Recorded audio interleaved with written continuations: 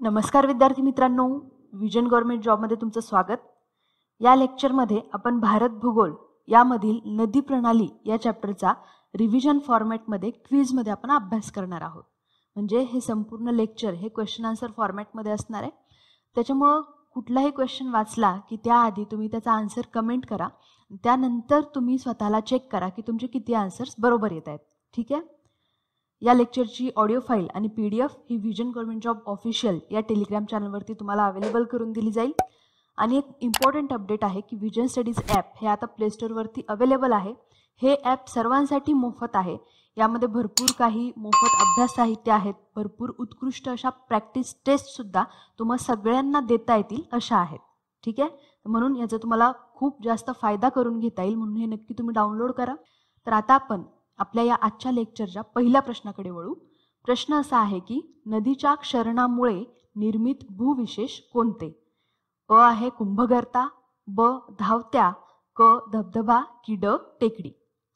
सगळ्यात आधी आपण क्षरण किंवा ह्यालाच अपक्षरण असं म्हणतात याचा अर्थ बघू, त्यानंतर आपण या प्रश्नाच्या आन्सरकडे वळू। क्षरण म्हणजे काय असतं की जेव्हा नदी वाहते तर तेव्हा ती उताराच्या दिशेने वाहत असताना तिच्या खूप जास्त फास्ट प्रवाहामुळे, तिच्या वेगवान प्रवाहामुळे आणि तिच्या सोबत आणलेल्या गाळामुळे सुद्धा नदीपात्राच्या तळाचं आणि जे काठ असतात त्यांचं सुद्धा खनन होतं, म्हणजे त्यांची झीज होते। तसंच प्रवाहातली जी रेती असते किंवा दगडगोटे हे सुद्धा एकमेकांवर आदळतात आणि फुटतात। या सगळ्या अपक्षरण क्रियांमुळे भरपूर वेगवेगळी भूविशेष किंवा भूरूपे तयार होतात। त्यामध्ये घळई किंवा त्यालाच निदरी असंही म्हणतात, यामध्ये खूप छोटासा फरक आहे, तो मी तुम्हाला सांगणार आहेच।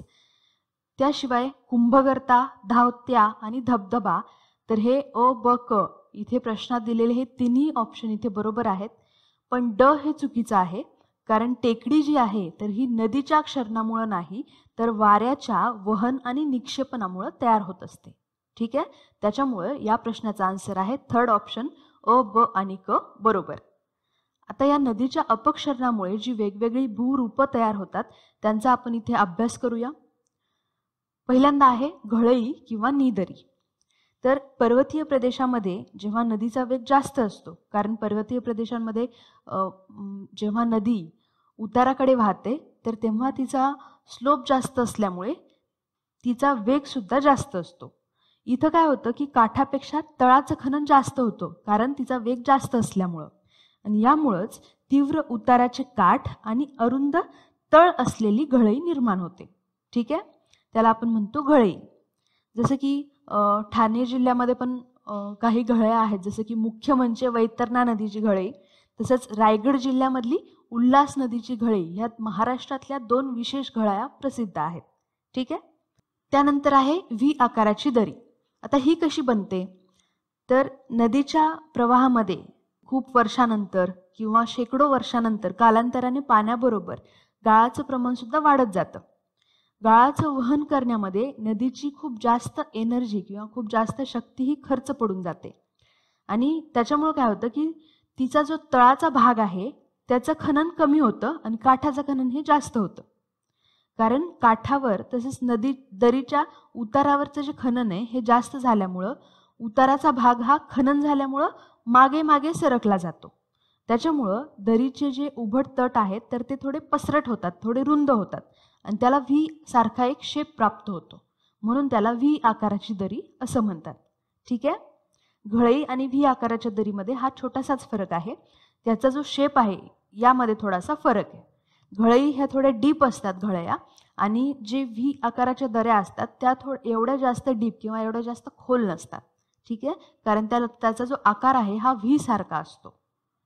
ह्याचं जर उदाहरण बघायचं झालं तर पश्चिम घाटामध्ये अशा भरपूर दऱ्या आहेत, हे लक्षात ठेवा।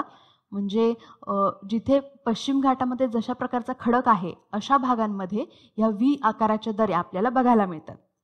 त्यानंतर तिसरा जो प्रकार आहे तो आहे कुंभगर्ता। आता कुंभगर्ता आणि रांजण खळगे हे दोन्ही एकाच प्रकारात मोडतात, कारण रांजण खळगे म्हणजे काय हे सुद्धा आता कुंभगर्ता बघताना आपल्याला समजेल। कधी कधी काय होतं, आता हे कुंभगर्ता कसा बनतो हे आपण पहिल्यांदा बघू। काही वेळेस नदी पात्रातले जे खडक असतात तर यांच्यामध्ये जॉईंट्स असतात, जोड असतात आणि या जोडांमध्ये जे दगडगोटे असतात ते अडकून बसतात. पाण्याच्या प्रवाहामुळं हे दगडगोटे एकाच ठिकाणी सर्क्युलर दिशेने म्हणजे गोलाकार किंवा वर्तुळाकार दिशेने फिरत असतात. तुम्ही बघितलं असेल खेड्यांमध्ये त्याला भोवरा असं म्हणतात. तर भोवरा जसा फिरतो तर अशा भोवऱ्यांमध्ये हे जे दगडगोटे आलेले असतात तर ते सुद्धा भोवऱ्यामुळं असे सर्क्युलर किंवा गोलगोल गोलगोल फिरत असतात. त्याच्यामुळं असे गोल फिरत असल्यामुळे तिथे एक खड्डा तयार होतो, त्याला खळगा असं म्हणतात आणि यालाच कुंभगर्ता किंवा रांजण खळगा असं म्हणतात. ठीक आहे. आता ह्याचं जर उदाहरण सांगायचं झालं तर आपल्या महाराष्ट्रामध्ये अहमदनगर जिल्ह्यामध्ये निघोज इथं एक कुकडी नावाची नदी आहे. तर या नदीमध्ये तिच्या पात्रामध्ये असे भरपूर छोटे छोटे रांजण खळगे आहेत. तसंच पुणे जिल्ह्यात पण इंद्रायणी नदीच्या पात्रामध्ये असे रांजण खळगे किंवा हे कुंभगर्ते बघायला मिळतात. ठीक आहे. त्यानंतरचं जे पुढचं भूरूप आहे ते आहे धबधबा. धबधबे सगळ्यांना माहिती असतातच. आता आपण हे थोडंसं जिओग्राफिकल भाषेमध्ये ह्याचा अभ्यास करू. हे कसे बनतात तर डोंगरांवरून वाहताना पाणी जेव्हा एखाद्या कड्यावरून खाली पडतं तेव्हा धबधबा तयार होतो. हे आपल्याला माहिती, हे आपण बघितलेलंच आहे. पण हे कसे बनतात कारण काही प्रदेशामध्ये कठीण आणि मऊ खडकांचे जे थर आहे हे जवळजवळ असतात. त्याच्यामुळं काय होतं की जेव्हा पाणी वाहतं तर तेव्हा ते एका कॉन्स्टंट स्पीडमध्ये वाहत असतं. त्याच्यामुळं ते मऊ खडकाची आणि कठीण खडक जे आहेत तर या दोघांवरती सुद्धा इक्वल शक्ती खर्च करतं. पण होतं काय की मृदू खडक हा म्हणजे मऊ खडक जो आहे हा मऊ असल्यामुळं त्याची झीज लवकर होते आणि कठीण खडकाची झीज ही लवकर होत नाही. त्याच्यामुळं नदीपात्राच्या ज्या उंची असतात त्यामध्ये फरक पडतो आणि म्हणून धबधबा तयार होतो. म्हणजे जो मऊ खडक आहे त्याची झीज होते म्हणजे तो खाली घसरतो आणि जो कठीण खडक आहे तो आहे तिथेच राहतो, त्याच हाईटला तो राहतो. त्यामुळे धबधब्यासारखा जो शेप आहे तर तो तयार होतो. ठीक आहे. जो उंचावरचा जो भाग असतो तो कठीण खडकाचा असतो आणि जिथं पाणी पडतं खाली तर तो मऊ खडकाचा भाग असतो. कारण त्या खडकाची झीज ही जास्त झालेली असते म्हणून तो खाली गेलेला असतो किंवा त्याला एक खोली तयार झालेली असते. ठीक आहे. आणि धबधब्याच्या तळाशी कुंडलं हे तयार होत असतात. ह्याचं उदाहरण सांगायचं झालं तर नर्मदा नदीमध्ये नर्मदा नदीवरती एक धुवाधार हा एक धबधबा आहे. तसंच शरावती नदीवरचा पण एक धबधबा खूप फेमस आहे बघा, त्याचं नाव आहे गिरसप्पा किंवा जोग हा धबधबा. ठीक आहे. त्यानंतरचं जे पुढचं आहे ते आहे धावत्या. आता धावत्या म्हणजे काय तर नदीपात्रामध्ये मऊ आणि कठीण खडक हे एका पाठोपाठ एक हे सलग जर असतील तर पाण्याचा प्रवाह हा सेम असतो. त्याच्यामुळं मऊ खडकाची झीज ही जास्त होते आणि कठीण खडकाची झीज ही मऊ खडकापेक्षा कमी होते. त्याच्यामुळं चढ उतार त्या खडकाला तयार होतात आणि अशा चढ उतारावरून जेव्हा पाणी वाहतं तर तेव्हा ते पळत पळत गेल्यासारखं दिसतं. ठीक आहे. म्हणून अशा रचनेला धावत्या असं म्हणतात. ठीक आहे. म्हणजे हे जे नदीपात्र आहे हे पायऱ्या पायऱ्यांसारखं झाल्यासारखं दिसतं म्हणून त्याच्यावरून पाणी वाहताना ते खूप फास्ट आणि उड्या मारत गेल्यासारखं वाटतं. म्हणूनच अशा रचनेला धावत्या असं म्हणतात. याचं उदाहरण म्हणजे कोकणातल्या ज्या नद्या आहेत तर त्याच्या सुरुवातीला म्हणजे प्रत्येक नदीच्या सुरुवातीला अशा प्रकारचं खडकाचं स्ट्रक्चर आहे, मऊ कठीण मऊ कठीण. त्याच्यामुळं काय होतं की मऊ खडकाची झीज जास्त होते, कठीण खडकाची झीज कमी होते. त्याच्यामुळं पायऱ्या पायऱ्यांसारखं स्ट्रक्चर तयार होतं. म्हणून कोकणातल्या नद्या सुरुवातीला अशा धावत्यांवरून जातात. ठीक आहे. आणि तिथे त्या धावत्या तयार करतात. धावत्या आणि धबधबा यांमध्ये खूप छोटासा फरक आहे, हे लक्षात घ्या. धबधबा जे आहेत तर याच्यामध्ये कठीण आणि मऊ खडकाचे थर हे एकमेकांच्या जवळ असतात पण ते मोठे मोठे असतात. पण धावत्यांमध्ये हे जे थर आहेत हे खूप छोटे छोटे असतात. म्हणजे मध्येच कठीण खडक लगेच मृदू खडक लगेच कठीण लगेच मृदू, तर हे पटापट होत जातं. त्याच्यामुळे पाणी जे आहे हे वाहत गेल्यासारखं फास्ट पळत गेल्यासारखं वाटतं. ठीक आहे. तर हा या दोन्हीमधला फरक आहे. आणि जे शेवटचं आहे ते आहे रांजण खळगे, जे मी आत्ताच तुम्हाला सांगितलं की हे रांजण खळगे म्हणजेच कुंभगर्त्याचा एक भाग आहे. ठीक आहे. जे रांजण खळगे असतात ते छोटे असतात आणि या रांजण खळग्यामध्ये जेव्हा दगड जाऊन अडकतो आणि तो फिरतो, खूप मोठा दगड जेव्हा फिरतो तर तेव्हा ते एक मोठा होल तयार करतं, एक खड्डा तयार करतं, त्याला कुंभगर्त असं म्हणतात. ठीक आहे. तर हा सुद्धा या दोन्हीतला एक छोटासा फरक आहे. रांजण खळगे लहान असतात, कुंभगर्ते हे मोठे असतात. ठीक आहे. म्हणून या प्रश्नाचं उत्तर तुम्हाला आता लक्षात आलं असेल. टेकड्या हे वारा तयार करतात, नद्या तयार करत नाहीत. आता आपण पुढचा प्रश्न बघू.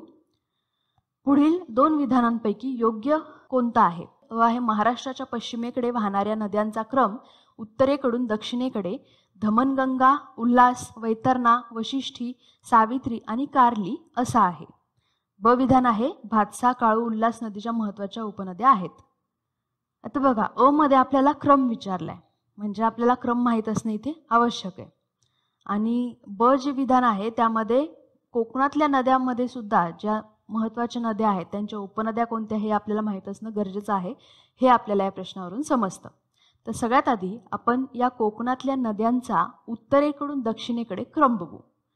कोकणामध्ये जवळपास लहान मोठ्या अशा म्हणजे परीक्षेसाठी महत्त्वाच्या अशा 23 नद्या आहेत.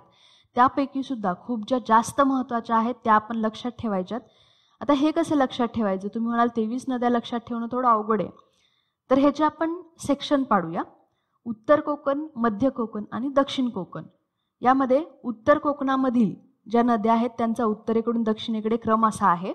सगळ्यात उत्तरेला आहे दमनगंगा, त्याखाली वरोली, नंतर सूर्या, वैतरणा, तानसा, भातसई, काळू आणि उल्हास. ठीक आहे. दमनगंगा, वरोली, सूर्या, वैतरणा, तानसा, भातसई, काळू आणि उल्हास. आता यापैकी ज्या रेड नद्या लिहिलेल्या आहेत ह्या खूपच जास्त महत्त्वाच्या आहेत. ठीक आहे. त्यानंतर आहे मध्य कोकण. उल्हास नदीच्या खाली आहे पाताळगंगा, नंतर अंबा, कुंडलिका, काळ, भोगावती, त्याखाली आहे सावित्री, भारजा, जोग, वशिष्ठी, जगबुडी, शास्त्री आणि बाव. तर ह्या मध्य कोकणातल्या नद्या आहेत. बाव नदी खाली दक्षिण कोकणातल्या नद्या आहेत. त्यामध्ये सगळ्यात वरती आहे काजळी, त्यानंतर मुचकुंदी, नंतर काजवी, आचरा, कर्ली आणि तेरेखोल. ठीक आहे. म्हणजे उत्तर कोकणातली सगळ्यात उत्तरेची नदी आहे दमनगंगा. दक्षिण कोकणात सगळ्यात दक्षिणेकडची नदी आहे तेरेखोल. म्हणजे कोकणातल्या नद्यांपैकी उत्तरेकडे आहे दमनगंगा आणि दक्षिणेला आहे तेरेखोल ही नदी. ठीक आहे. आता ह्या ज्या कोकणातल्या नद्या आहेत तर यामध्ये तुम्हाला या नद्या आणि ते कोणत्या जिल्ह्यात आहेत असं सुद्धा विचारलं जाऊ शकतं.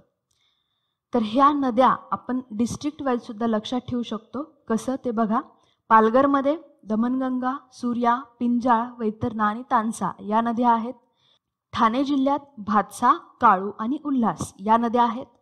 मुंबईमध्ये दहिसर, ओशिवरा आणि मिठी या नद्या आहेत. रायगड जिल्ह्यामध्ये उल्हास, पाताळगंगा, भोगावती, अंबा, कुंडलिका, काळ, घोड, गांधार आणि सावित्री या महत्त्वाच्या नद्या आहेत. त्यानंतर रत्नागिरी जिल्ह्यात भारजा, जोग, वशिष्ठी, जगबुडी, शास्त्री, काजळी, मुचकुंदी, काजवी आणि शुक. आणि सगळ्यात शेवटी सिंधुदुर्ग या जिल्ह्यात देवगड, आचरा, गड, कर्ली आणि तेरेखोल या नद्या आहेत. या सगळ्या ज्या नद्या आहेत या प्रत्येक जिल्ह्यामध्ये उत्तरेकडून दक्षिणेकडे अशा क्रमामध्ये मांडणी केलेली आहे. ठीक आहे. आता ह्या ज्या सगळ्या नद्या आहेत तर यांची नावं लक्षात ठेवण्यासाठी आपले एक स्टुडंट आहेत बाळू चंदन शिवे, तर यांनी एक खूप छान ट्रिक सांगितली होती. उत्तर कोकणातल्या नद्यांसाठी दमनगंगेत वरोलीत सूर्या वैतागला, तानसेन भाई का उगवला. आता हे ज्या नद्या आहेत हे तुम्ही इथे बघू शकता उत्तर कोकणातल्या कोणत्या. त्यानंतर मध्य कोकणातल्या नद्यांसाठी ट्रिक आहे. पाताळात अंबा, कुंडलिकेने काळ भोगला, सावित्रीने भारजा, जोगसह वशिष्ठीला जगबुडी दिला, शास्त्रीने बाम दिला. ठीक आहे. त्यानंतर दक्षिण कोकणामध्ये का म्हणून काजवी, शुक देवाला आचरा गडात करली तेरेखोल. आता हे थोडंसं अवघड आहे पण नद्यांचा सिक्वेन्स लक्षात ठेवण्यासाठी तरी हे थोडंसं सोपं आहे नद्यांची डायरेक्ट नावं लक्षात ठेवण्यापेक्षा. ठीक आहे. तर ह्या ज्या कोकणातल्या महत्त्वाच्या नद्या आहेत त्यांचा आपण अजून एकदा सिक्वेन्स बघूया उत्तर ते दक्षिण.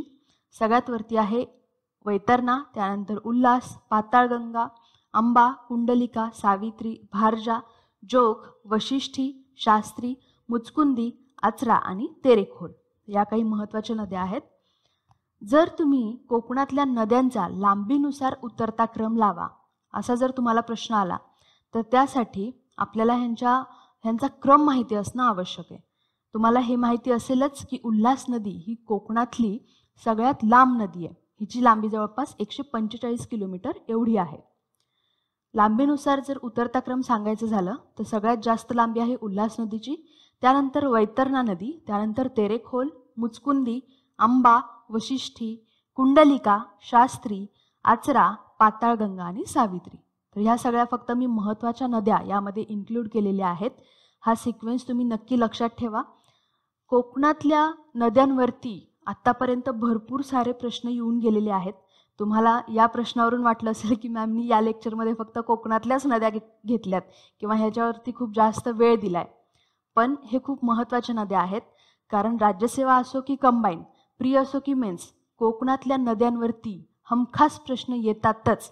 ओके, म्हणून ह्या सगळ्या नद्या ह्या पाठ करून ठेवा. यांचे वेगवेगळे सिक्वेन्स, उत्तर ते दक्षिण किंवा लांबीनुसार सिक्वेन्स, हे तुम्ही पाठ करून ठेवणं खूप गरजेचं आहे. ठीक आहे. तर हा जो इथे मॅप दिलाय कोकणातल्या नद्यांचा, हा तुम्ही एकदा बघून घ्या. हा परीक्षेच्या दृष्टिकोनातून खूप महत्त्वाचा आहे, कारण मॅप जेव्हा तुम्ही बघता तेव्हा तुम्हाला ते ग्राफिकल रिप्रेझेंटेशन हे लवकर लक्षात राहायला मदत होतं. ओके, आता यापैकी कोकणातल्या नद्यांमधली जी उल्हास नदी आहे ना, तर ही खूप महत्त्वाची आहे, कारण ही पश्चिम किनारपट्टीवरची महाराष्ट्रातली प्रमुख पश्चिम वाहिनी, म्हणजे ही एक मोठी नदी आहे. हिची लांबी 145 किलोमीटर एवढी आहे. हिचा उगम जो आहे हा रायगड जिल्ह्यामध्ये खंडाळ्याजवळ बोरघाटामध्ये झालेला आहे. ठीक आहे. त्यानंतर ती पुढं वाहत जाऊन ठाणे आणि पालघर या जिल्ह्यातून ती वाहते. काळू आणि भातसा या हिच्या प्रमुख उपनद्या आहेत आणि मुरबाडी आणि भातसई या सुद्धा या उल्हास नदीच्याच उपनद्या आहेत. ठीक आहे. आता आपण पुढचा प्रश्न बघू. पंचगंगा आणि कृष्णा या नद्यांच्या संगमावर डॅश डॅश वसलेलं आहे. ऑप्शन्स आहेत कराड, पंढरपूर, औदुंबर की नरसिंहवाडी. कृष्णेला उजवीकडून पंचगंगा ही नदी नरसिंहवाडी या ठिकाणी मिळते. ठीक आहे. कृष्णा नदी जी आहे ही महाराष्ट्रातली एक खूप महत्त्वाची नदी आहे. हिचा उगम हा सातारा जिल्ह्यामध्ये महाबळेश्वर या ठिकाणी होतो आणि हे लक्षात ठेवा की हिचा उगम ज्या ठिकाणी होतो त्याच ठिकाणी अजून 4 नद्यांचा उगम होतो. त्या नद्या आहेत कोयना, वेण्णा, गायत्री आणि सावित्री. आता हे जे महाबळेश्वर ठिकाण आहे हे माहिती आहे की आपल्याला हे सह्याद्रीमध्ये आहे, पश्चिम घाटात आहे. पश्चिम घाटामध्ये भरपूर नद्यांचा उगम होतो. काही नद्या पूर्वेकडे वाहतात, काही नद्या पश्चिमेकडे वाहत जातात. यापैकी कृष्णा ही नदी पूर्वेकडे वाहत जाते, पण सावित्री ही नदी सुद्धा त्याच ठिकाणी उगम पावते जी की पश्चिमेकडे वाहते, म्हणजे ही एक कोकणातली नदी आहे. ठीक आहे. तर महाबळेश्वर इथंच कृष्णा जिथे उगम पावतो त्या ठिकाणी अजून 4 नद्यांचा उगम आहे, कोयना, वेण्णा, गायत्री आणि सावित्री. हे नावं लक्षात ठेवा. ही नदी, कृष्णा नदी ही महादेव डोंगरांच्या दक्षिणेकडून वाहते आणि या डोंगरांच्या उत्तरेला ही भीमा नदी वाहते. हे आपण लास्ट लेक्चरमध्ये बघितलेलं आहे. या आधीचं लेक्चर सुद्धा नदी प्रणालीचंच होतं, ते सुद्धा जर तुम्ही बघितलं नसेल तर तेही बघून घ्या. त्यामध्ये आपण भारतातल्या खूप महत्त्वाच्या नद्या कव्हर केलेल्या आहेत. ठीक आहे. आता ही नदी जी आहे ही सातारा जिल्ह्यात महाबळेश्वरला उगम पावते, पण सातारा आणि सांगलीमधून या नदीचा मुख्य प्रवाह वाहतो. पण जर या नदीच्या खोऱ्याचा विस्तार बघितला तर तो कोल्हापूर या जिल्ह्यामध्ये सुद्धा आढळतो. महाराष्ट्राशिवाय ही नदी कर्नाटकात आहे, तेलंगणा आणि आंध्र प्रदेशामधून वाहते आणि पुढे जाऊन ती बंगालच्या उपसागराला मिळते. ही एक पूर्ववाहिनी नदी आहे. हिच्या महत्त्वाच्या उपनद्या बघायचं झालं तर उजवीकडून म्हणजेच दक्षिणेकडून मिळणाऱ्या नद्यांमध्ये येतात कोयना, वेण्णा, वारणा, पंचगंगा, दूधगंगा आणि वेदगंगा. या नद्या तिला उजवीकडून येऊन मिळतात. आणि डावीकडून म्हणजेच उत्तरेकडून मिळणाऱ्या नद्यांमध्ये येरळा ही एक मुख्य नदी आहे जी की ब्रह्मनाळ या ठिकाणी या कृष्णा नदीला येऊन मिळते. ठीक आहे. तसंच डावीकडून मिळणाऱ्या नद्यांमध्ये भीमा ही नदी सुद्धा येते. तसंच दिंडी, मुशी, पल्लेरू आणि मुन्नेरू या काही नद्या या कृष्णेला डावीकडून येऊन मिळणाऱ्या नद्या आहेत. ठीक आहे. तर कृष्णेची जी लांबी आहे ती टोटल लेंग्थ आहे 1400 किलोमीटर, पण महाराष्ट्रामध्ये जर बघितलं तर ती 282 किलोमीटर एवढीच आहे. प्रश्नामध्ये पंचगंगा नदी सुद्धा आहे. पंचगंगा या नावावरूनच आपल्याला समजतं 5 नद्यांची मिळून बनलेली ही नदी आहे. तर त्या 5 नद्या कोणत्या असाही प्रश्न विचारला जाऊ शकतो ना, म्हणून ती नावं सुद्धा तुम्हाला लक्षात ठेवायची आहेत. कुंभी, कासारी, तुळशी, भोगावती आणि सरस्वती. यापैकी ही सरस्वती जी आहे ती लुप्त नदी असली तरी सुद्धा या 5 नद्यांनी मिळून ही पंचगंगा बनलेली आहे असं म्हणतात. ठीक आहे. आणि ही जी नदी आहे ही आता आपण बघितलं की नरसिंहवाडी या ठिकाणी कृष्णेला मिळते, किंवा काही प्रश्नामध्ये तुम्हाला नरसोबाची वाडी असंही ऑप्शनमध्ये दिलेलं असू शकतं. तर हे दोन्ही ठिकाणं बरोबर आहेत. ओके. आणि हे जे नरसिंहवाडी किंवा नरसोबाचं वाडी आहे तर हे एक धार्मिक स्थळ आहे, हे एक तीर्थक्षेत्र आहे जिथं की दत्तांचं मंदिर आहे. ठीक आहे. कृष्णा नदीवरती बघा भरपूर महत्त्वाची संगम ठिकाणं आहेत किंवा भरपूर वेगवेगळी तीर्थक्षेत्र सुद्धा आहेत. आणि अशा तीर्थक्षेत्रांवरती सुद्धा आयोगाने याआधी प्रश्न विचारलेले आहेत. तर तीर्थक्षेत्रांमध्ये माहुली, बाहुबली आणि औदुंबर ही काही महत्त्वाची तीर्थक्षेत्र या कृष्णा नदीवरती आहेत. यापैकी बघा हे माहुली हे जे ठिकाण आहे ना, हे तीर्थक्षेत्र जे आहे तर इथं वेण्णा ही नदी कृष्णेला येऊन मिळते. ठीक आहे. वेण्णा ही कृष्णेची उजवीकडून मिळणारी उपनदी आहे. ठीक आहे. आणि बाकीचे जे संगम ठिकाण बघायचं झालं तर कोयना नदी जी आहे ही कृष्णेला कराड या ठिकाणी येऊन मिळते. हे तुम्हाला माहिती असेल की त्या ठिकाणाला प्रीती संगम असं म्हणतात. ठीक आहे. आणि भीमा आणि कृष्णेचा संगम कुठं होतो तर हे तुम्ही मला कमेंट करून सांगायचे. हे आजचा तुमच्यासाठी पहिला होमवर्कचा प्रश्न आहे. भीमा आणि कृष्णेचा संगम कुठं होतो. ठीक आहे. तर आता आपण पुढच्या प्रश्नाकडे वळू. पुढचा प्रश्न आहे की हिमालयातील नद्यांच्या संदर्भात खाली दिलेल्या विधानांचा विचार करा. त्यांची झीज करण्याची क्षमता प्रचंड आहे. त्या नद्या बारमाही आहेत. या नद्यांनी मोठ्या प्रमाणात घळ्यांची निर्मिती केलेली नाही. आणि बहुतेक नद्यांचा उगम हिमालयाच्या वरच्या भागात आहे. वरीलपैकी कोणतं विधान किंवा विधाने चुकीची आहेत. बघा हिमालयाच्या नद्यांची झीज करण्याची क्षमता प्रचंड आहे. हे बरोबर आहे. आपण बघितले की हिमालयातल्या भरपूर नद्यांनी खोल अशा घळ्या सुद्धा तयार केलेल्या आहेत. फॉर एक्झाम्पल सिंधू नदीची घळई. ठीक आहे. हे आपण बघितलं होतं कारण त्यांचा स्लोप जास्त आहे. मी आत्ता पण म्हणलं होतं तुम्हाला की पर्वतावरून वाहणाऱ्या ज्या नद्या असतात तर त्या वेगवेगळ्या खोल घळ्या निर्माण करतात कारण त्यांची झीज करण्याची क्षमता प्रचंड असते. म्हणून इथे अविधान बरोबर आहे. विधान आहे की त्या नद्या बारमाही आहेत. तर हो, हे पण विधान बरोबर आहे कारण हिमालयातल्या ज्या नद्या आहेत तर ह्या बर्फापासून बनतात. बर्फ वितळून त्या नद्या तयार होतात आणि उन्हाळ्यामध्ये हा बर्फ वितळतो म्हणून उन्हाळ्यात या नद्यांना पाणी असतं आणि पावसाळ्यामध्ये तर पाऊस पडल्यामुळे पाणी असतं. त्यामुळे बारमाही या नद्या असतात. ठीक आहे. त्यानंतर जे विधान आहे की या नद्यांनी मोठ्या प्रमाणात घळ्यांची निर्मिती केलेली नाही. तर हे विधान चुकीचं आहे कारण मी आत्ताच सांगितलं ना की सिंधू घळई ही या हिमालयातल्या सिंधू नदीनं तयार केलेली आहे. ठीक आहे. कारण या नद्यांची झीज करण्याची क्षमता प्रचंड असते म्हणून या नद्यांनी मोठ्या प्रमाणामध्ये घळ्यांची निर्मिती केलेली आहे. इथं नाही दिले म्हणून विधान चुकीचं आहे. विधान आहे की बहुतेक नद्यांचा उगम हिमालयाच्या वरच्या भागात आहे. तर हे सुद्धा विधान बरोबर आहे कारण कुठल्याही नद्यांचा उगम जो आहे हा जास्त करून पर्वतांच्या किंवा शिखरांच्या वरच्या टोकाला होत असतो. तसंच हिमालयाच्या केसमध्ये पण झालंय. या नद्या सुद्धा हिमालयाच्या वरच्या भागामध्ये उगम पावलेल्या आहेत. त्यामुळे इथे आणि ही 3 विधानं बरोबर आहेत. हे विधान चुकीचं आहे. ठीक आहे.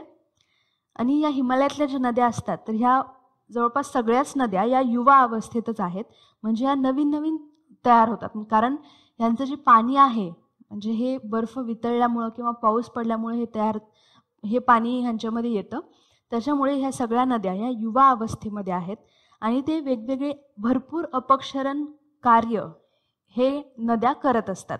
जसं की खोल घळ्या निर्माण करणं किंवा व्ही आकाराच्या दऱ्या तयार करणं, वेगवेगळे धबधबे सुद्धा या नद्यांनी बनवलेले. ठीक आहे. म्हणून या प्रश्नाचं उत्तर आहे फक्त कारण आपल्याला चुकीचं विधान कोणतंही विचारलं. इथे बघा ऑप्शनमध्ये हे आहे. पण जर तुम्ही प्रश्नात बघितलं नाही की आपल्याला बरोबर विचारले की चुकीचं तर तुम्ही डायरेक्ट 4th ऑप्शन वरती क्लिक करू शकता. ओके. तर एक्झाममध्ये अशी गडबड करू नका. इथं चुकीचं विचारलंय म्हणून प्रत्येक वेळी जेव्हा विधानांचा प्रश्न असतो तेव्हा बरोबर विचारलं की चुकीचं हे तुम्ही परत एकदा ऑप्शन टिक करताना एकदा रीड करायचे. ठीक आहे. हा पॉईंट तुम्ही लक्षात ठेवायचा आहे एक्झाम देताना. तर आता आपण पुढच्या प्रश्नाकडे वळू. नर्मदा व महानदीमध्ये खालीलपैकी कोणत्या रांगा जलविभाजक आहेत? सातपुडा महादेव, सातपुडा मैकल, फक्त मैकल की फक्त महादेव? नद्या कोणत्या आहेत? नर्मदा आणि महानदी. या आधीच्या लेक्चरमध्ये आपण महाराष्ट्रातल्या प्रमुख नद्या आणि त्यांचे जलविभाजक हे आपण बघितले होते. ज्या सह्याद्रीपासून तयार झालेल्या वेगवेगळ्या रांगा आहेत महाराष्ट्रातल्या, त्या आपण तिथे अभ्यासल्या होत्या. तर या प्रश्नाचं उत्तर आता आपण या मॅपमध्ये शोधूया. इथे नर्मदा नदी आणि महानदी या दोन्ही नद्या तुम्हाला दाखवलेल्या आहेत. नर्मदा नदीच्या वरती विंध्य रेंज आहे, त्याच्या खाली सातपुडा रेंज आहे. ठीक आहे, त्याखाली महादेव ही एक रेंज आहे, म्हणजे ही एक रांग आहे. आता ही नर्मदा नदीचा उगम आणि इकडे महानदीचा उगम इथे होतोय, जवळजवळच होते. पण त्यांच्यामध्ये ही जी एक लाईन दाखवली आहे ती आहे मैकल रेंज, म्हणजे मैकल पर्वतरांग. ठीक आहे, म्हणून या दोन नद्यांच्या मध्ये काय आहे? फक्त मैकल पर्वतरांग आहे. ठीक आहे, म्हणजेच नर्मदा आणि महानदीमध्ये जलविभाजक काय आहे? फक्त मैकल रांग. म्हणून या प्रश्नाचं उत्तर आहे थर्ड ऑप्शन. या मॅपमधून तुम्हाला भरपूर वेगवेगळ्या नद्या तसेच त्यांचे जलविभाजक सुद्धा बघायला मिळतील. म्हणून तुम्ही इथे वाटलं तर पॉज करा व्हिडिओ आणि हा मॅप पूर्ण डिटेलमध्ये अभ्यासा. तर याचं तुम्हाला आन्सर व्यवस्थित या मॅपवरून समजलं असेल, म्हणून आता आपण पुढचा प्रश्न बघूया. हा एक जोड्या लावांचा प्रश्न आहे. एका साईडला नद्या दिल्यात आणि त्यांच्या उपनद्या कोणत्या ते दुसऱ्या ग्रुपमध्ये दिल्यात. नदी आहे भीमा, गोदावरी, कृष्णा की तापी? आणि उपनद्यांमध्ये वैनगंगा, कोयना, इंद्रायणी आणि गिरणा या नद्या आहेत. या आधीच्या लेक्चरमध्ये आपण महाराष्ट्रातल्या भरपूर प्रमुख नद्यांचा अभ्यास केलाय आणि आत्ता आपण लेक्चरमध्ये कृष्णा नदी वाचली होती. तुम्हाला कमीत कमी इथे कृष्णा नदी तरी हिची तरी उपनदी आठवायला पाहिजे, कारण त्याचा आपण आत्ताच अभ्यास केलाय. कृष्णा नदीची उपनदी कोणती? ती आहे कोयना. ठीक आहे, आत्ताच आपण बघितलं की कोयना ही नदी कृष्णेला उजवीकडून मिळणारी नदी आहे, त्यामुळे 3चं आहे बी. भीमा नदीची उपनदी आहे इंद्रायणी, म्हणजे 1चं सी. त्यानंतर गोदावरीची उपनदी आहे वैनगंगा, कृष्णेची आत्ताच आपण बघितली कोयना, आणि तापी या नदीची उपनदी आहे गिरणा. ठीक आहे, म्हणून 1चं सी, 2चं ए, 3चं बी आणि 4चं डी. म्हणून या प्रश्नाचं उत्तर आहे थर्ड ऑप्शन. ठीक आहे, तर अशा पद्धतीचा सुद्धा प्रश्न विचारला जाऊ शकतो की नद्या आणि उपनद्या देतील आणि तुम्हाला जोड्या लावा म्हणून प्रश्न विचारला जाऊ शकतो. ठीक आहे, या प्रश्नातल्या आपण तिन्ही नद्यांचा अभ्यास केला होता, भीमा, गोदावरी आणि कृष्णा. राहिली फक्त तापी नदी. तर आता आपण थोडक्यात या तापी नदीबद्दल थोडा अभ्यासू. हिच्या प्रमुख 2 उपनद्या आहेत, लक्षात ठेवा. एक आहे पूर्णा आणि दुसरी आहे गिरणा. गिरणाबद्दल आत्ताच आपण प्रश्नात बघितलं. दुसरी उपनदी आहे पूर्णा. तापीला हिंदीमध्ये ताप्ती म्हणतात. तर सूर्यकन्या असं कोणत्या नदीला म्हणतात तर हे तुम्हाला माहिती पाहिजे. सूर्यकन्या हे तापी नदीला म्हणतात. ठीक आहे, हिचा उगम जो आहे हा मध्य प्रदेशामध्ये बैतूल जिल्ह्यामध्ये होतो. हिची टोटल लेंथ आहे 724 किलोमीटर. या नदी खोऱ्याचा जवळपास 80% भाग हा महाराष्ट्रातूनच वाहतो. महाराष्ट्राशिवाय ती इतर फक्त 2 राज्यांमधून वाहते, मध्य प्रदेश आणि गुजरात. मध्य प्रदेशमध्ये तर तिचा उगमच होतो आणि नंतर ती पुढे महाराष्ट्रामध्ये येते, त्यानंतर ती पुढे जाऊन गुजरातमध्ये जाते. ठीक आहे, आणि गुजरातमधून ती पुढे अरेबियन सीला जाऊन मिळते. ओके, आता आपण पुढचा प्रश्न बघू. भारतातील नद्यांचे प्रदूषण रोखण्याचं काम कोणती संस्था करते? आता हा प्रश्न एका संस्थेशी रिलेटेड आहे, पण हे जिओग्राफीमध्ये का घेतलाय? कारण हे नद्यांशी रिलेटेड आहे. ओके, तर असे भरपूर वेगवेगळ्या ज्या संस्था असतात, नॅशनल इंटरनॅशनल ऑर्गनायझेशन्स आहेत, तर यांच्याबद्दल प्री आणि मेन्स दोन्ही राज्यसेवा आणि कंबाईन यामध्ये बऱ्याच वेळेला प्रश्न येऊन गेलेले आहेत. त्यामुळे सगळ्या महत्त्वाच्या नॅशनल इन्स्टिट्यूट्स किंवा महत्त्वाच्या संस्थांबद्दल तुम्ही माहिती करून ठेवा, त्यांची इन्फॉर्मेशन कलेक्ट करून ठेवा, त्यांचे हेडक्वार्टर वगैरे कुठं आहे हे सर्च करून ठेवा. प्रत्येक संस्था ही कोणत्या कॅटेगरीमध्ये वैधानिक आहे की असंवैधानिक आहे तर हे तुम्ही नोट डाऊन करून ठेवा. ठीक आहे, तर या प्रश्नाचं जे आन्सर आहे हे आहे फर्स्ट ऑप्शन, केंद्रीय प्रदूषण नियंत्रण मंडळ, म्हणजेच central pollution control board. Okay, भारतातल्या ज्या काही नद्या आहेत तर यांचं प्रदूषण रोखण्याचं काम ही संस्था करते, केंद्रीय प्रदूषण नियंत्रण मंडळ. तुम्ही बऱ्याचदा हे नाव ऐकलं असेल, याला शॉर्टमध्ये CPCB असं म्हणतात. आता आपण या संस्थेबद्दल थोडी माहिती जाणून घेऊ. ही जी संस्था आहे ही ministry of environment, forest and climate चेंजच्या अंडर येते. ओके, ही एक वैधानिक संस्था आहे हे लक्षात ठेवा, जिची स्थापना ही 1974 मध्ये झालेली आहे. 1974 मध्ये सप्टेंबर मध्ये हिची स्थापना झाली होती. ही एका अधिनियमाच्या अंतर्गत ही संस्था स्थापन करण्यात आलेली आहे. तो अधिनियम म्हणजे जल प्रदूषण प्रतिबंध आणि नियंत्रण अधिनियम 1974, ज्याच्या अंतर्गत CPCBची स्थापना झालेली आहे. आता तुम्हाला एक प्रश्न आहे दुसरा होमवर्कचा, की या संस्थेचं हेडक्वार्टर कुठं आहे. ठीक आहे, तर या दुसऱ्या प्रश्नाचा आन्सर सुद्धा तुम्ही कमेंट करून कळवा नक्की. आता हे आन्सर कमेंट करून कळवा असं म्हणण्याचं एकच कारण आहे की जेव्हा तुम्ही स्वतः मेहनत करून एखादी इन्फॉर्मेशन सर्च करून ठेवता तर ती आम्ही सांगितल्यापेक्षा जास्त चांगली तुम्हाला लक्षात राहते. ओके, तर ह्याचं हेडक्वार्टर काय ते सांगा.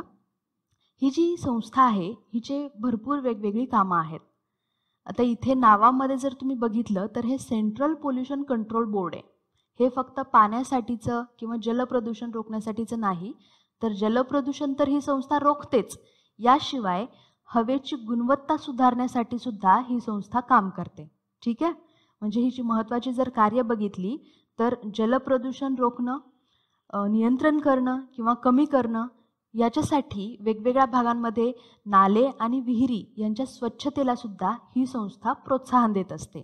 तसंच ही संस्था फक्त जलप्रदूषणच नाही तर हवेचं जे प्रदूषण आहे हे रोखण्याचं सुद्धा काम करते. म्हणजे हवेची गुणवत्ता सुधारण्यासाठी आणि देशातलं जे वायू प्रदूषण आहे हे थोडं रोखण्यासाठी किंवा नियंत्रित करण्यासाठी इन शॉर्ट ही संस्था काम करत असते.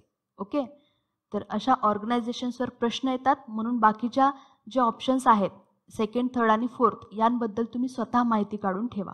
ओके, आता आपण पुढचा प्रश्न बघू. पश्चिम किनारी प्रदेशात नद्यांनी खालीलपैकी कोणतं प्रारूप तयार केलेलं आहे?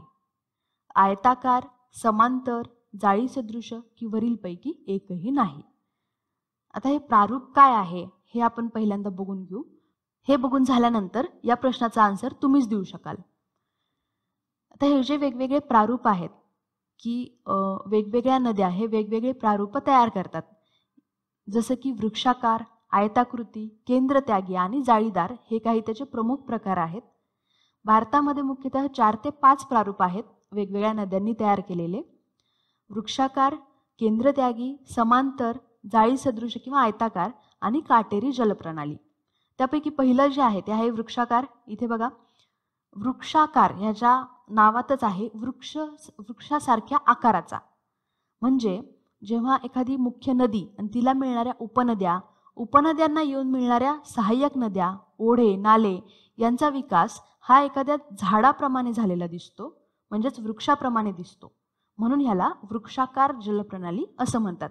जसं की आपल्या भारतामध्ये सिंधू नदीचं खोरं, तुम्ही जर सिंधू नदीचा जर मॅप बघितला तर तो एखाद्या झाडासारखा दिसेल. ओके, म्हणून ह्या प्रणालीला वृक्षाकार जलप्रणाली असं म्हणतात. आता हे कुठं बघायला मिळतं तर नदी जेव्हा अशा भागातून वाहते की जिथे पृष्ठभागाचा खडक स्तर हा बदलत असतो, तिथे ही अशा प्रकारची वृक्षाकार जलप्रणाली बघायला मिळते. ओके, त्यानंतर दुसरी आहे केंद्रत्यागी.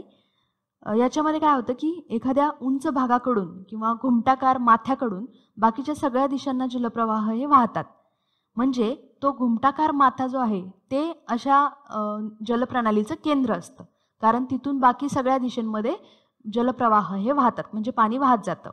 म्हणून ही जी जलप्रणाली आहे ही पर्वतावरील शिखर, घुमट किंवा पठारापासून दूर अंतरावरतीही तयार झालेली दिसते. जसं की भारतामध्ये महादेव आणि मैकल जे पर्वत आहेत तर हे अशा नदी प्रणालींचे सेंटर आहेत. मी तुम्हाला म्हणलं होतं की जे घुमट असतात ते सेंटर असतात, केंद्र असतात. म्हणजे या 2 पर्वतरांगांवरून असे छोटे छोटे नदी प्रवाह हे बाकीच्या सगळ्या दिशांमध्ये पसरलेले दिसतात. आणि या रांगांवरून ह्या ज्या महादेव मैकल रांगा आहेत त्याच्यावरून नर्मदा नदीचा प्रवाह एका दिशेत वाहतो, तापी नदी, सोन, महानदी, वर्धा, तर अशा वेगवेगळ्या ज्या नद्या आहेत या वेगवेगळ्या दिशांमध्ये वाहतात या 2 पर्वतरांगांवरून. ठीक आहे, म्हणून याला केंद्रत्यागी जलप्रणाली असं म्हणतात. केंद्र म्हणजे ह्या अशा पर्वतरांगा आणि त्यागी का म्हणले, कारण तिथून बाकी सगळ्या दिशांमध्ये प्रवाह दूरवरती वाहतात. ठीक आहे, कारण आपल्याला माहिती आहे की ग्रॅव्हिटेशनल फोर्समुळं वरच्या भागातून खालच्या भागाकडे, चढकडून उताराकडे पाणी वाहतं. ओके, म्हणजे हे जे पर्वत आहेत हा एक चढ असतो आणि बाकीच्या सगळ्या दिशांना उतार असतो, त्याच्यामुळे सगळ्याच दिशांमध्ये पाणी वाहतं, हे जलप्रवाह वाहतात. म्हणून अशा प्रणालीला केंद्र त्यागी जलप्रणाली असं म्हणतात. ठीक आहे, त्यानंतर जे तिसरं आहे ते आहे समांतर जलप्रणाली. याच्यामध्ये काय होतं, नदीचा जो उतार आहे हा खोल भागातून आणि दऱ्याखोऱ्यांमधून एक समान दिशेला झालेला असतो आणि उतार सुद्धा एकाच दिशेला दिसून येतो, जसं की आपल्या महाराष्ट्रातले पश्चिम घाटातल्या नद्या. ठीक आहे, पश्चिम घाटामध्ये बघा, पश्चिम घाट किंवा सह्याद्री जी आहे तर हा एक चढ आहे आणि तिथून पश्चिमेकडे जर आपण बघितलं तर एक समान उतार आहे आणि तो खूप तीव्र उतार आहे. त्याच्यामुळे पश्चिम घाटातल्या किंवा कोकणातल्या सगळ्या नद्यांनी ही समांतर जलप्रणाली तयार केलेली आहे. आणि ह्या ज्या नद्या आहेत यांचा उतार हा एकाच दिशेला दिसून येतो, म्हणून या नद्यांना किंवा या जलप्रणालीला समांतर जलप्रणाली असेही म्हणतात. ओके, म्हणजे या प्रश्नाचं जर उत्तर आपण बघायचं झालं तर ते आहे समांतर जलप्रणाली. ओके, त्यानंतर पुढचं आहे आयताकार किंवा जाळी सदृश जलप्रणाली.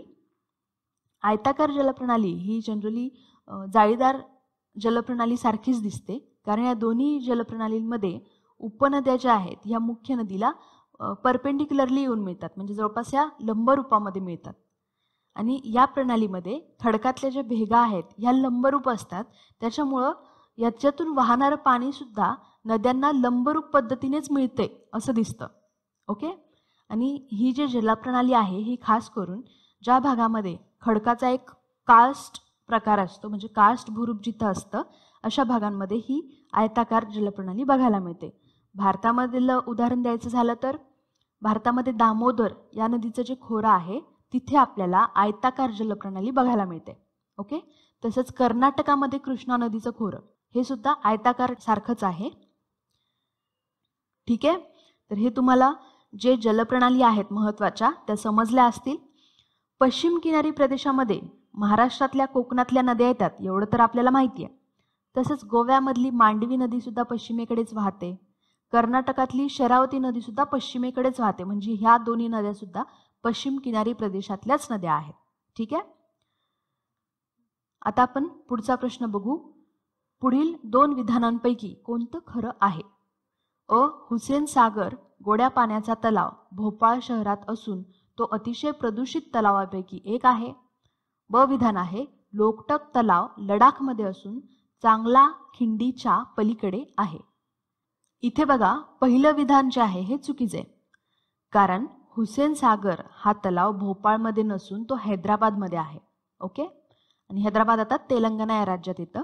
तर हुसेन सागर हा गोड्या पाण्याचा तलाव हैदराबाद शहरात असून तो अतिशय प्रदूषित तलावापैकी एक आहे, हे विधान बरोबर असलं असतं. आणि ब जे विधान आहे लोकटक तलाव हे लडाखमध्ये असून चांगला खिंडीच्या पलीकडे आहे, तर हे सुद्धा विधान इथं चुकीचे आहे. ओके, त्याच्यामुळे या प्रश्नाचं उत्तर आहे एकही नाही, कारण ही दोन्ही विधानं चुकीची आहेत. तर हे जे हुसेन सागर आहे हे प्रदूषित तलावापैकी एक होतं. आता हे आधीच्या एवढं प्रदूषित तलाव राहिलेला नाही आहे. हैदराबाद सिटी जी आहे तर ही पर्यटनाच्या दृष्टिकोनातून खूप जास्त डेव्हलप केलेली सिटी आहे. ठीक आहे, तर आता आपण शेवटचा प्रश्न बघूया लेक्चरमधला. पुढील दोन विधानांपैकी कोणतं योग्य आहे? अ. घटप्रभा नदीवरील गोकाक धबधबा नायगरा धबधब्यासारखा वाटतो. ब. भारतातील सर्वात उंच धबधबा शरावती नदीवर आहे. या प्रश्नातले हे दोन्ही विधानं बरोबर आहेत. घटप्रभा नदीवरचा जो गोकाक धबधबा आहे हा नायगरा धबधब्यासारखाच वाटतो आणि भारतातला सर्वात उंच धबधबा हा शरावती या नदीवरच आहे. म्हणून कोणतं योग्य असं विचारलंय, या प्रश्नातली दोन्ही विधानं योग्य आहेत. ऑप्शन 3 हे आपला आन्सर असेल. ठीक आहे, आता हे शेवटी दोन फॅक्च्युअल क्वेश्चन इन्क्लूड केलेले आहेत, कारण अशा पद्धतीचे सुद्धा प्रश्न विचारले जाऊ शकतात.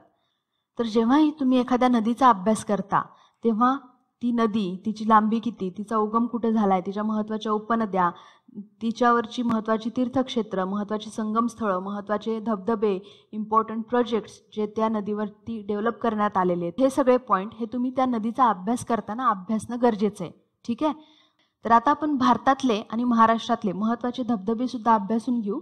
महाराष्ट्रामध्ये बघा, नांदेड जिल्ह्यामध्ये सहस्त्रकुंड नावाचा धबधबा आहे. तो पैनगंगा या नदीवरती आहे. तसंच रायगड या जिल्ह्यामध्ये पांडवकडा नावाचा धबधबा आहे. हे कोकणात आहे, तुम्हाला नावावरून समजलं असेल, रायगड जिल्ह्यात येतं हे. तसंच माळशेज धबधबा जो आहे हा पश्चिम घाटामध्येच आहे, पुण्याजवळ आहे हा. भारतातले जर इतर धबधबे बघायचं झालं तर धुमाधार हा धबधबा मी आत्ता सांगितलं होतं, हा नर्मदा नदीवरती आहे, जबलपूर जवळ. तसंच गोकाक नावाचा धबधबा आहे, हा गोकाक नावाच्याच नदीवरती आहे, तो बेळगाव जिल्ह्यात येतो. ओके. गोव्यामध्ये मांडोवी नदीवरती दूधसागर नावाचा एक धबधबा आहे. कावेरी या नदीवरती 2 महत्त्वाचे धबधबे आहेत. एक आहे शिवसमुद्रम धबधबा जो की बेंगलोर इथं आहे, आणि दुसरा जो आहे हा होगेनकाल नावाचा धबधबा आहे, आणि याला भारताचा नायगरा असेही म्हणतात, हे लक्षात ठेवा. त्यानंतर शरावती नावाचा जोग किंवा गिरसोप्पा हा धबधबा आहे. एकाच धबधब्याला 2 नाव आहेत, कन्फ्युजन करून घेऊ नका, जोग किंवा गिरसप्पा. ठीक आहे. तर हे कर्नाटकामध्ये आहे, शिमोगा जिल्ह्यामध्ये आहे हे. ओके.